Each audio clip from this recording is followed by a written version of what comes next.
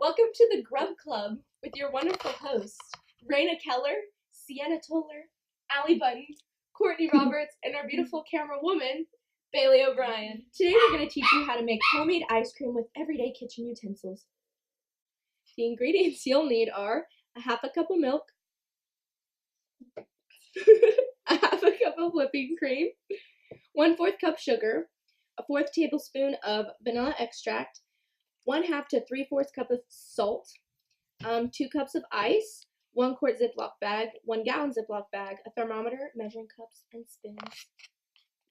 Ice cream is more complex than you might think. It is much more than just ice and cream.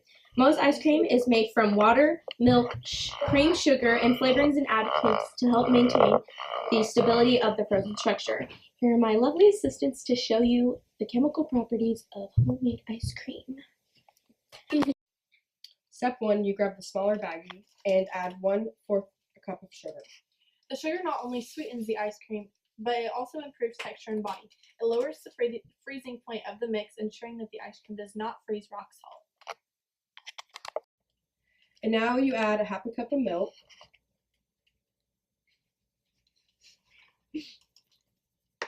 a half a cup of whipping cream.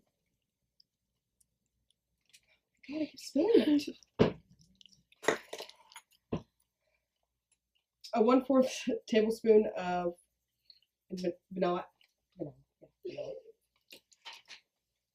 And then you shake it. Next, you'll put 2 cups of ice into the bigger bag. Ice helps to absorb energy in order to melt, changing the phase of water from a solid to a liquid. When you use ice to cool the ingredients for ice cream, the energy is absorbed from the ingredients and from the outside environment. Like your hands when you're holding the baggie of ice. When you add salt to the ice, it lowers the freezing point of the ice, so even more energy has to be absorbed from the environment in order for the ice to melt. Next, you add 3/4 cup of salt to the bag of ice. Okay. The table salt is used to freeze ice cream instead of sugar because sugar doesn't dissolve into multiple particles. NaCl breaks into Na positive and Cl negative and are better at lowering the freezing point than substances that don't separate into particles. Because the added particles disrupt the ability of the water to form crystalline ice, the more particles there are, the greater the disruption and the greater the impact on particle-dependent properties like freezing point, depression, and boiling point. The bigger the salt, the longer it stays cold.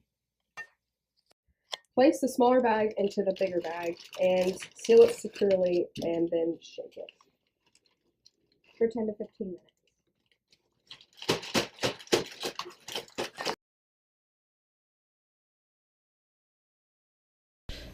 After shaking for 10 to 15 minutes and it starts to look like ice cream, you can take it out of the bag, pour it into a bowl, and enjoy.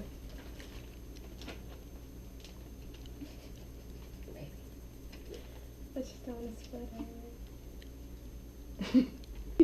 Ice cream is an emulsion. An emulsion is a combination of 2 liquids that don't mix together. So instead, one of the liquids is dispersed throughout the other. In ice cream, liquid particles of fat, called fat globules, are spread throughout a mixture of water, sugar, and ice, along with air bubbles. The presence of air means that ice cream is also a foam.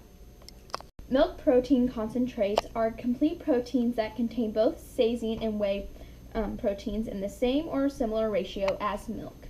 These proteins are in their native state, that is, the caseins are still in a form that strongly resembles the initial casein micelles in milk, or the whey proteins are largely undenatured. Assuming that the heat load is kept to a minimum during processing, in comparison with skim milk powder or whole milk powder, MPCs are higher in protein and lower in lactose. They provide a concentrated source of protein for enhanced nutritional, sensory, and functional proteins in final applications. And now you can enjoy the great taste of ice cream without spending as much money as you would at Dairy Queen. Thanks for listening, and see you next time at The Grub Club!